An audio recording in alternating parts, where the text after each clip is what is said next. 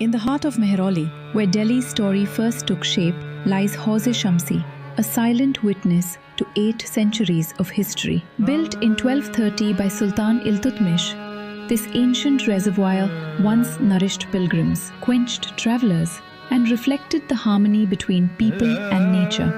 Over time, however, neglect and urban pressure dimmed its glory. But even in silence, heritage waits to be rediscovered. Hauz-e Shamsi is not just water in stone, it is the memory of Delhi itself. Iltutmish is said to have had a dream in which he saw the Prophet who came and on his horse called Buraq, which is very popular in Islamic legends as the animal that bore the Prophet up into the heavens. He dreamt that the Buraq has come, and the Prophet is he's saying that you go and dig where you find the hoof print of the Buraq. He took Qutub Sahib with him and they found that print, and then they dug, and of course there was water there, and they built this whole reservoir. मैं 24 साल पहले शादी होकर इस मेहरौली में आई थी, तब ये बहुत क्या कहते हैं सही था, यूनिक था। उससे भी हमारे सास ससुर बताते थे कि जब ये शुरू हुआ था तो कोई कुतुब साहब करके आए थे यहाँ पे, उन्होंने यहाँ पे पानी का ये वो करा था कि जब पानी निकला था तो उस टाइम पे पानी पीने लायक होया करता था। For decades, the Talab lay burdened under pollution, encroachment, and indifference. But then came a collective call to revive what once sustained life itself. गांव-गांव में लोगों ने जल की एक-एक बूंद का संचय करने का संकल्प लिया। It all gradually came together, finding the right technology, getting agencies to own this process, to allow us to do the work. A Jan Andolan for Jal Andolan, a people's movement to reclaim our heritage and our water.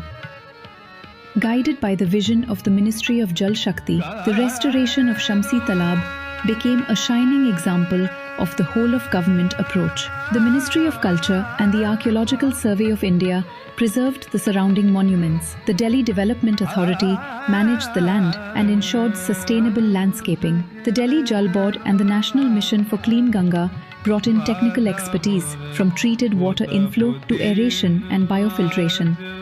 The Central Water Commission and the Municipal Corporation of Delhi provided engineering support and on-ground maintenance. Each department brought its own strength, united by one shared goal: to bring Shamsi Talab back to life.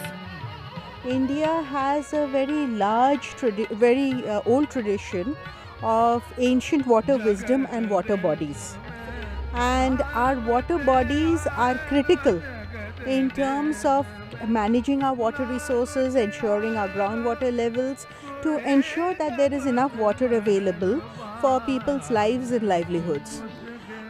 So we tried to create greater awareness about managing our traditional water bodies and our water heritage.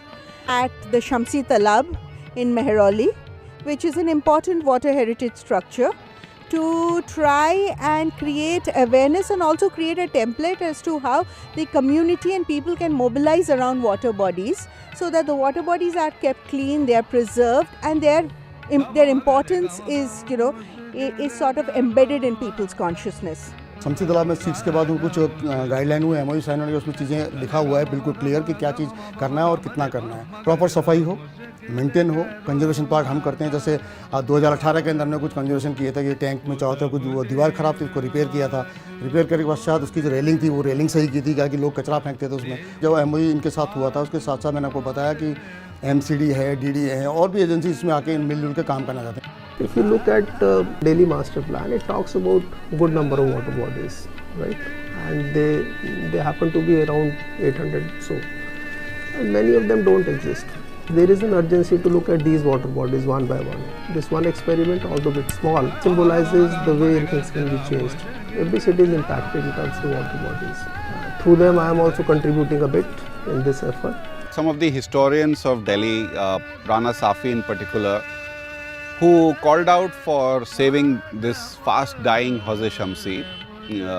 It had already been compromised in terms of its catchment area that actually extended almost 500 meters beyond this point. 4-5 साल पहले तक लोगों के घरों में जो sewer का tank हुआ करता था उसका पाइप डायरेक्ट इस तालाब से जुड़ा हुआ था, वो सीवर का पानी यहाँ आता था। This convergence of expertise from heritage to hydrology stands as a model for how institutions can work as one. Yet, no restoration is complete without people. For a monument to live again, it must breathe with its community.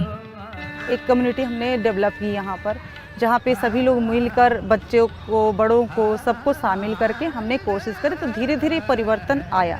हम सब जो यहाँ के community level पे जो लोग हैं उनके साथ उन्होंने अवेयरनेस प्रोग्राम करी, तो हमें अच्छा लगा। बहुत सारे लोग उनसे साथ जुड़ते गए और ये तालाब में अब बहुत ज़्यादा फ़र्क दिख रहा है जो पहले नहीं था। भैया हमारा है ना, हमारी चीज़ है।